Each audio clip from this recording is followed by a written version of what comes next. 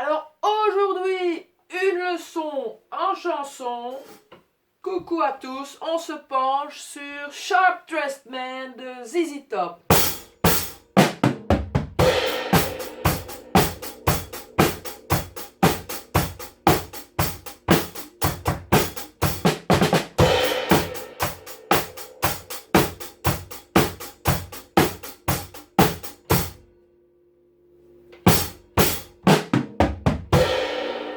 Sharp Dressed Man, un méga hit de ZZ Top, une chanson super sympa, un groupe texan un peu rock'n'roll, un peu bluesy, bref, des mecs super doués qui savent faire plein de trucs. J'ai eu la chance de les voir en live, c'était excellent, super fun.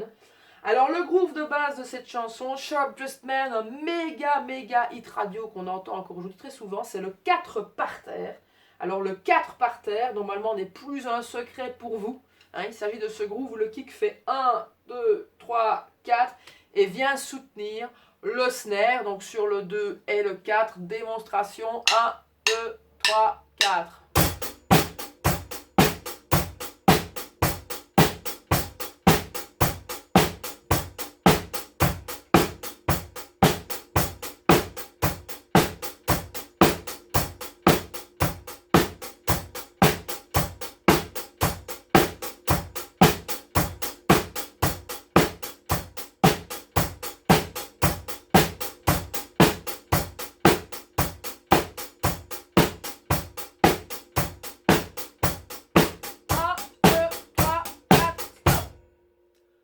Alors, on va de nouveau déconstruire, c'est quelque chose qu'on fait souvent, on va isoler kick et charlet et bien se concentrer là-dessus.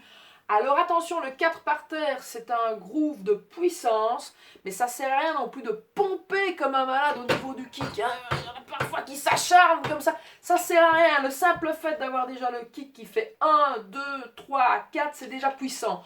Donc il ne faut pas mettre davantage de puissance d'un point de vue musculaire, ça n'est pas nécessaire. Et en plus, ce qui se passe alors très souvent, c'est qu'on attrape des douleurs dans la cuisse ou dans la cheville, et ça n'est pas du tout souhaitable. Donc restons cool et concentrons-nous sur ce 1 et 2 et 3 et 4. Donc le charlet va faire les croches, comme très souvent.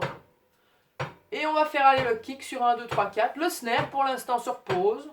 Une fois n'est pas coutume. 1, 2, 3, 4 et go!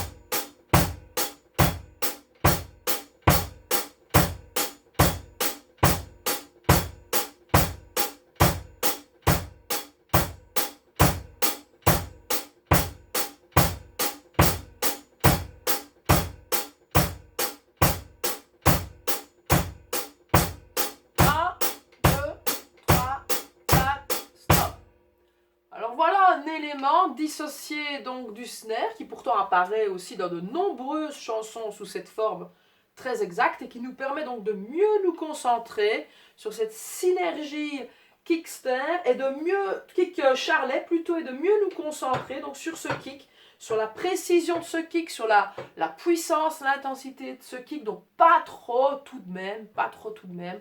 On a déjà un geste très très répétitif et très soutenu, ça ne sert à rien de pousser encore davantage. Alors on va sans plus attendre y rajouter le snare et se faire donc une bonne minute de 4 par terre. C'est vraiment ce groove là qui est utilisé à travers toute la chanson, qui sera ensuite ponctué de certains breaks et surtout d'un break très très mythique. Mais avant d'en arriver là dans un peu plus d'une minute, c'est parti pour ce 4 par terre bien complet avec le snare. 1, 2, 3, 4 et...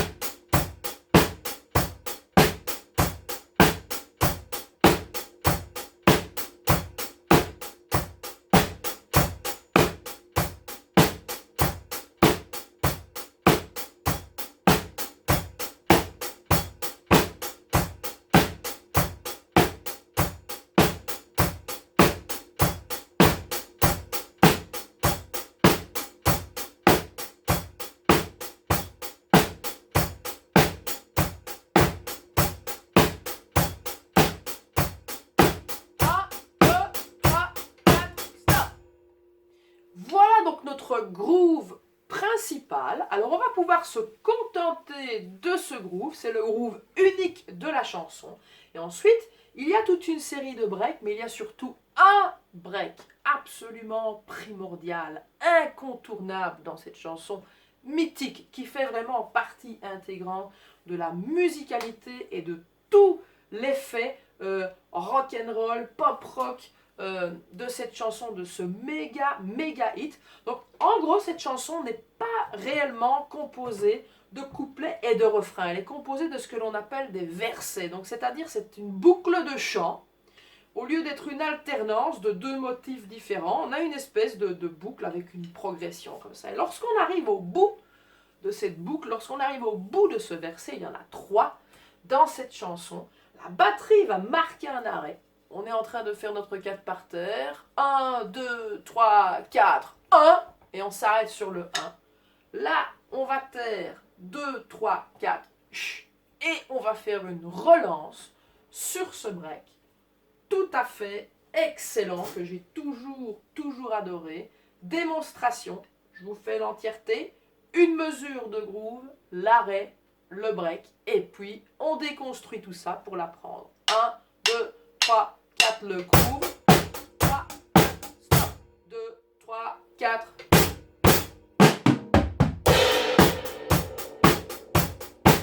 Et donc, ça repart. Alors, on disait, le groove, ça tourne, ça tourne, ça tourne. Puis on a cet arrêt. 1, 2, 3, 4, stop. 2, 3, 4. Là, on se tait sur 2, 3, 4. Et puis là, on va avoir ce fameux break de relance. Alors, qu'est-ce qu'on fait? Moi, je décroise, mais vous pouvez le faire décroiser. Mais somme toute, ce qu'on veut, on veut le kick, le snare et le charlet ensemble, qui vont faire 1, 2. On va commencer par ça, c'est super fastoche. Tous ensemble, kick, snare, charlet. 1, 2. 1, 2. 1, 2. 1, 2. 1, 2. 1, 2. 1, 2. Après ça, on va faire ce qu'on appelle un flamme. Alors, pour faire un flamme, Les deux baguettes sur la caisse claire, on les décale légèrement. Si je les tourne dans l'autre sens, il y en a une qui part tout près et l'autre qui part, on va dire, à une hauteur normale. Si vous n'aviez jamais fait un flamme, mais ça m'étonnerait. Voilà, pour faire cette espèce d'effet de détonation. Une baguette plus proche, une baguette plus haute. J'ai une baguette là qui est à peu près à 2 cm de ma caisse, l'autre est à entre 10 et 15 cm.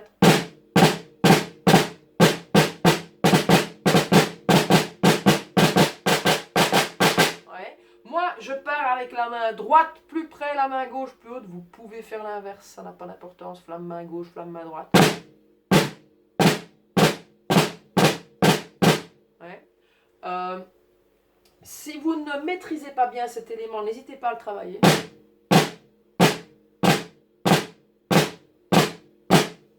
Léger décalage, légère différence de puissance pour faire ce qu'on appelle le flamme. Donc, comme je le disais, 1, 2, flamme, et puis je fais toute ma descente. Je fais le tout. 1, 2, 3 et 4. Et encore. 1, 2, 3 et 4. Et bras croisés. 1, 2, 3 et 4. Et 1, 2, flamme, tom, tom, tom. 1, 2, flamme, tom, tom, tom. 1, 2, flamme, tom, tom, tom.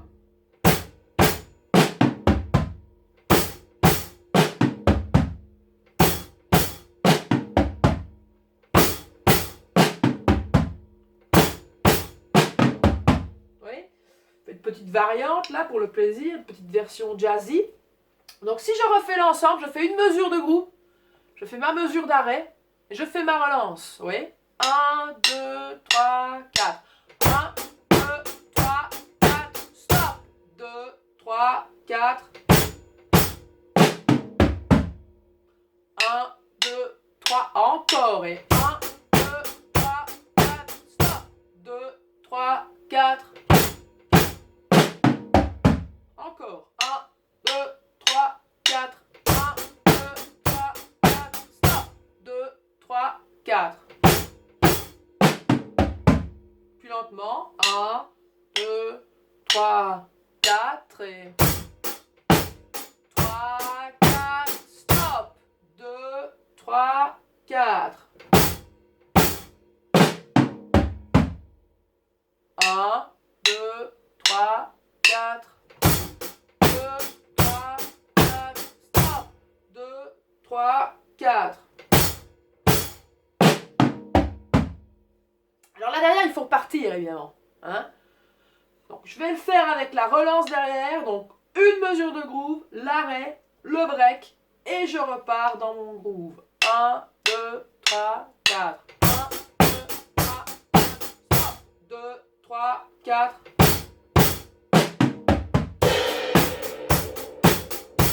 Et à nouveau. 1, 2, 3, 4. 3, 4, stop. 2, 3, 4.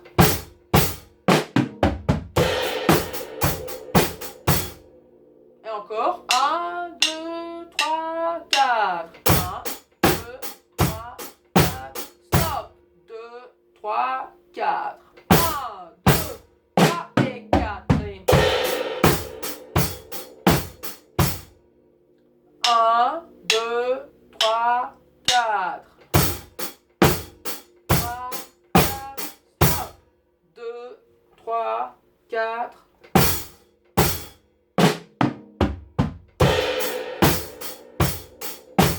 Je le refais.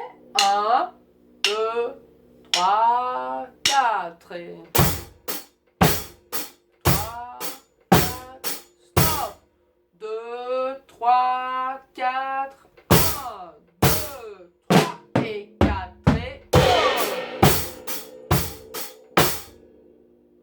c'est parti. On va le refaire à vitesse. Je vais le faire tourner. Je vais faire des décomptes.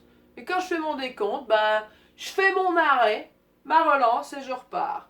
Alors je vais démarrer directement avec mon break. 1, 2, 3, 4.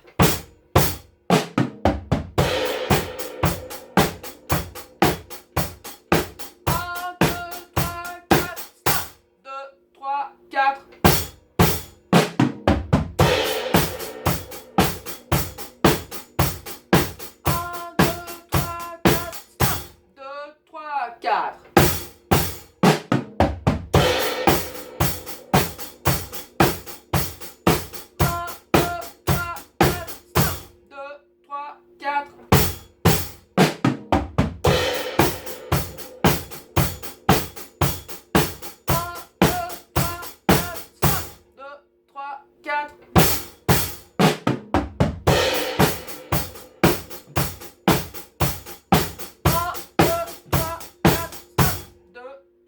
4.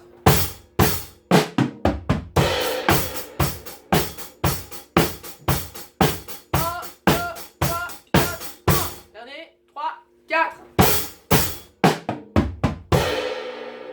Oui. Alors si vous avez du mal à mettre ce coup de cymbale éventuellement pour clôturer la relance, bien que je ne pense pas que ça posera de grands problèmes, on peut repartir directement sur le charlet. Naturellement, c'est une autre option. Par ailleurs, ne perdez pas de vue lorsqu'on repart sur cette cymbale qu'elle constitue le 1 à l'aide du kick. Donc 1, 2, 3 et 4 et 1 et 2 et 3 et 4. Oui, on le refait. 3, 4, 1, 2, 3 et 4 et 1 et 2 et 3 et 4. 1, 2, 3, 4. 1, 2, 3 et 4 et 1, 2, 3, 4. Voilà pour l'essentiel de cette chanson de ZZ Top qui comporte encore 3 autres breaks, mais qui sont nettement moins, je vais dire, emblématiques de cette chanson qui passe un petit peu plus inaperçue dans le flux. Mais on va les voir dans une deuxième vidéo consacrée à cette chanson incontournable. À tout bientôt, entraînez-vous bien et n'hésitez pas à écouter la chanson et à jouer sur la chanson. Vous verrez que ce ne passera pas inaperçu. À tout bientôt!